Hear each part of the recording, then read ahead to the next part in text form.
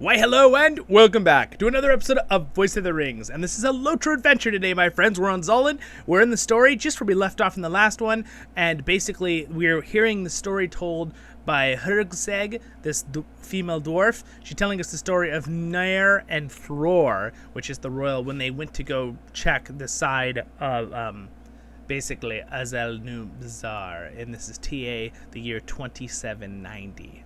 All right, so pretty cool, pretty exciting. Unfortunately, when I click on her, she's having some weird effect with the sound. So I had the sound off because, here, I'll show you. Something, the echo effect is too much, and I tried to find where I could turn off the echo effect, but maybe it's this. Is this one it? That's just, I don't know if that's it or not. We'll find out. Let's see. I'm curious. Nope, that's definitely not it. I'm gonna leave that on. Well, if you guys, everyone know off the top of your head which one turns that effect off, that would be great. Is this it? Maybe it's that. Maybe it's the EX effect. Let's try one more time. Before them, the east gate yawned open, as if to beckon the two of them forth. Okay, we'll turn that off right now. But the journey had been long. The journey had been long. Where did she leave off there? I will continue it. They were okay. Outside Khazad-dûm, all was still and silent, but before them the east gate yawned open, as if beckoned to two of them forth. But the journey had been long, and Nar thought better of seeking shelter within Moria. In need of respite, Nar urged Thror to take rest. I like that she actually has a voiceover, so we can hear it now. Although Thror had set his mind on entering Khazad-dûm, he relented. And so, Nar toiled to set a small encampment at Azanul Bazaar.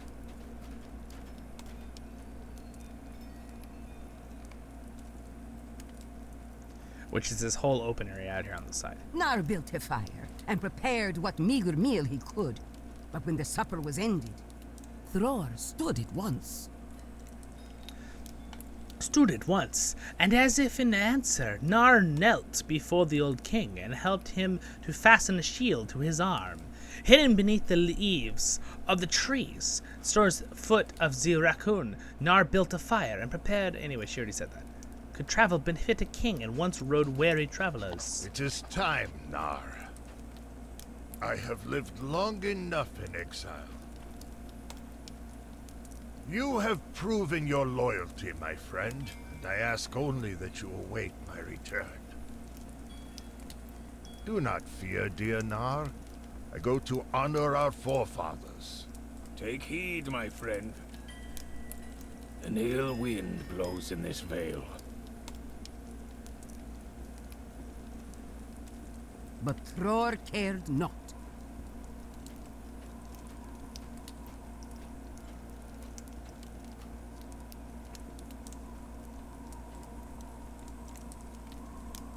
Alright, follow along with the story.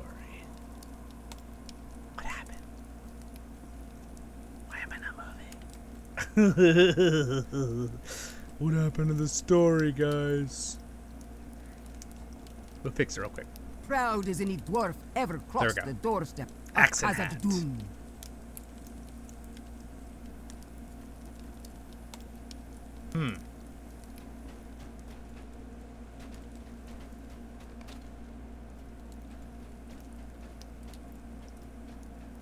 For many days, Nar hid among the trees outside the gates, lonely and troubled.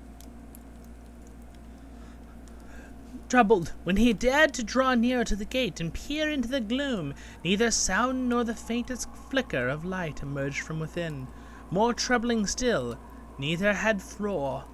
Thror had bidden Nar to stay and wait his return, but it was not merely the word of his king that kept him from daring to enter Moria in truth, and to his shame, Nar was afraid. And so, Nar waited.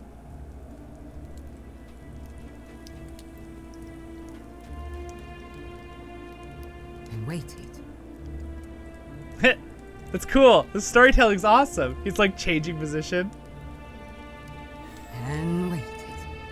This is really cool. This is awesome. Again, she's reading me a story in a book right now. That's what we're saying.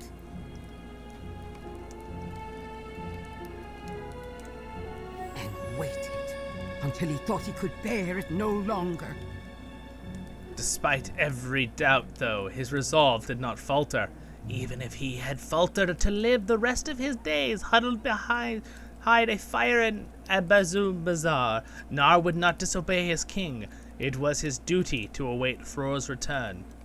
As another day of waiting drew to an end, Nar slipped into dreams. I'm stunned. I can use turn the tables. In his mind, Nar beheld Thror standing triumphantly before the east gate. Behind him, a chorus of hammers and song echoed from the halls of Khazad-dûm. Such a joyous end to the quest Nar could have hardly imagined.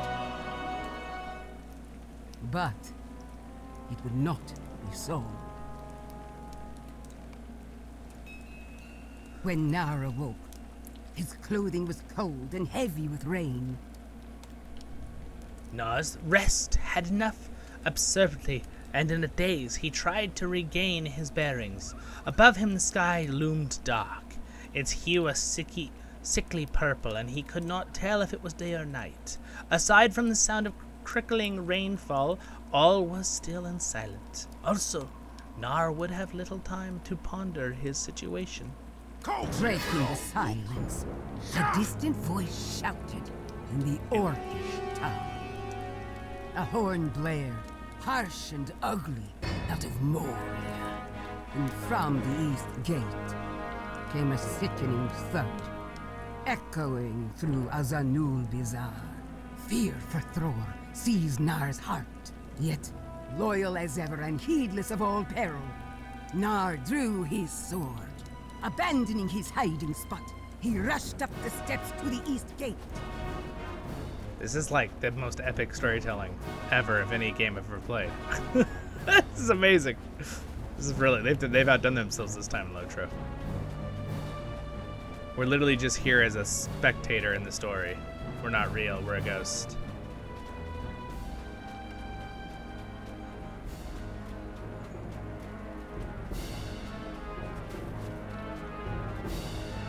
Oh no. Nar stopped at once, frozen in horror. Out of the darkness had flown a body, its limbs all a tangle. And nearby, a head lay before the gates of Khazad-dûm.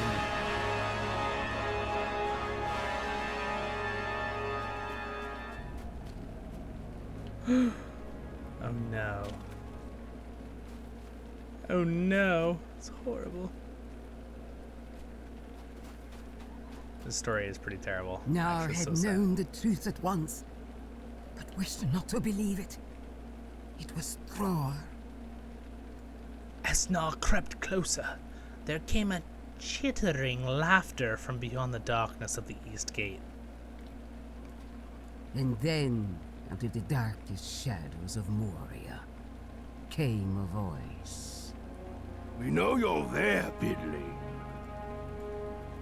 We've been watching you. But never fear. You won't take your hit today. No, you'll make a fine messenger yet.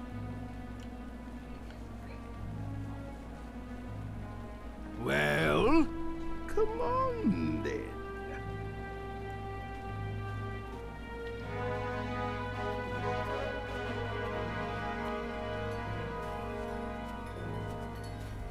You see what we do to beggars and vagabonds who barge through these doors?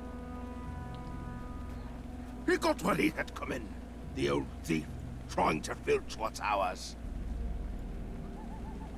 You're not bringing your reeking whiskers around these parts again, And this is what you'll get.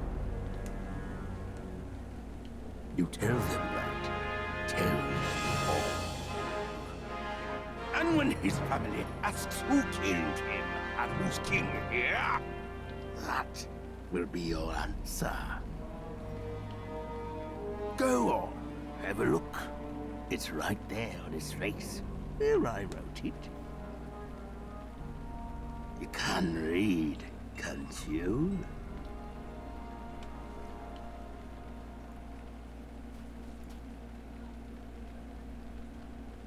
Nar knelt to inspect Thror's head, and upon it was carved the name Azog.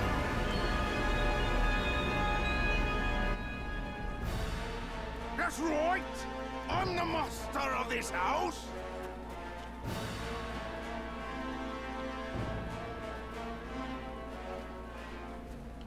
Leave it be, Beggarbeard. That's mine now. Here, some coin for your troubles. It's the least we can do, eh, boys?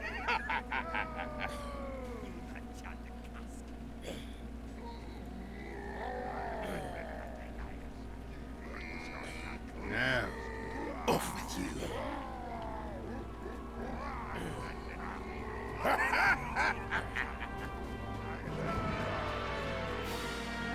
The music timing's pretty good. Nar fled weeping from Hazad. For many months, Nar wandered in the wilderness, racked with sorrow. The sight of his king's defilement branded in his heart.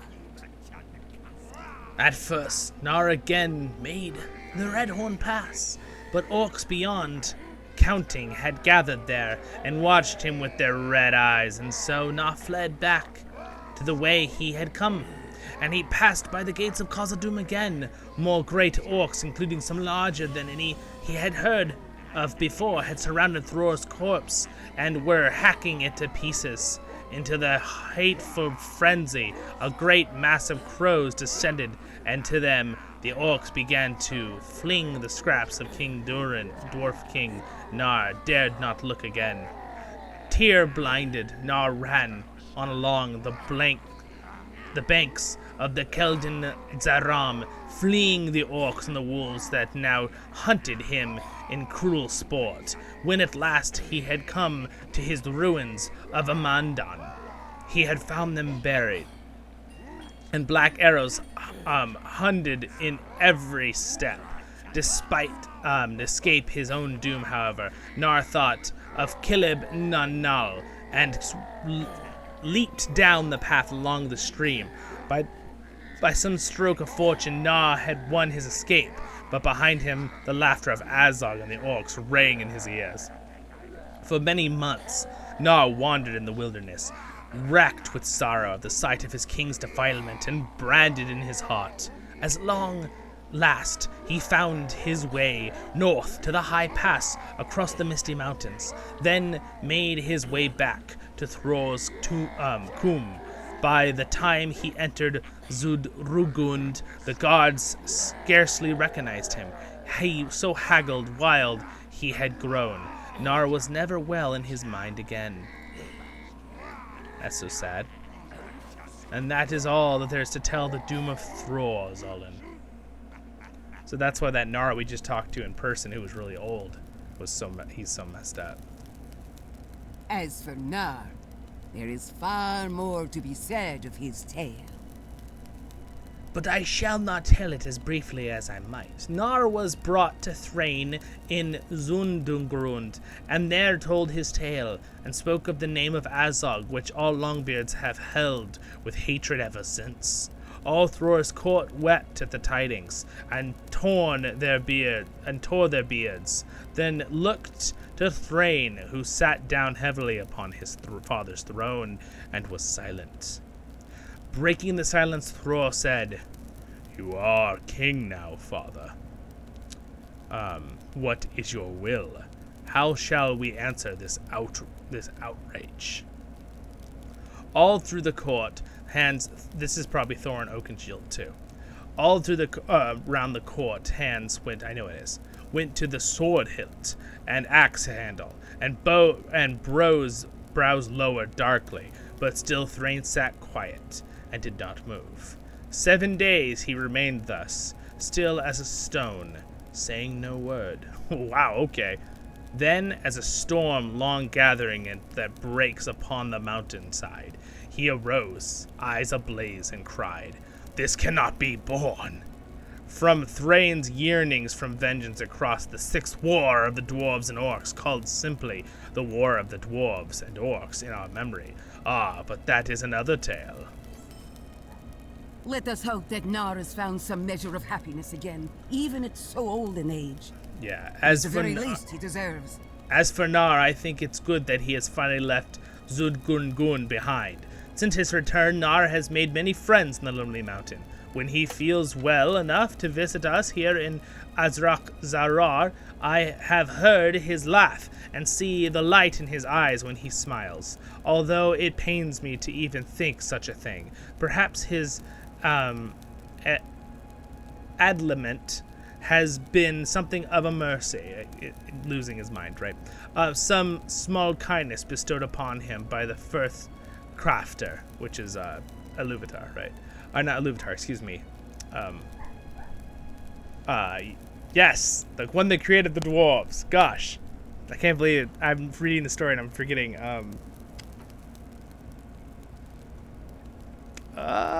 It's coming to me. Alu, that's it. Alu the Smith. God, that's what she's saying. The first crafter. Let us hope that Na was found some mercy of happiness again, even at such old an age. It is the very least he deserves. Now then, I must tend to the task King Thorin gave to me, and you ought to begin your studies of my grandfather's work. Urseg gestures to the stack of books atop the nearby table. Those will tell you all you need to know about the Battle of Azab-Nubazar, Zollin. When you've studied it enough for your liking, you are to return to the King under the Mountain. With any luck, we'll see you again. I'll see you again. Alright, use these right here. A memory of the battle. I have a feeling this might teleport us again. So what we're going to do here, guys, that was really an awesome story episode. I so thoroughly enjoyed that. I hope you had fun too. If you did, don't forget to like and subscribe. And we are going to call it here today, my friends. Thank you to my wonderful patrons for their support. Subscribe button's going to be there. And next episode will be up there. We'll do these books. And LOTRO Tales over there. So check them all out. You guys have a wonderful day in Middle-earth. I'll see you all in the next episode of Voice of the Rings. Baruch Kazad, Kuzad, I menu.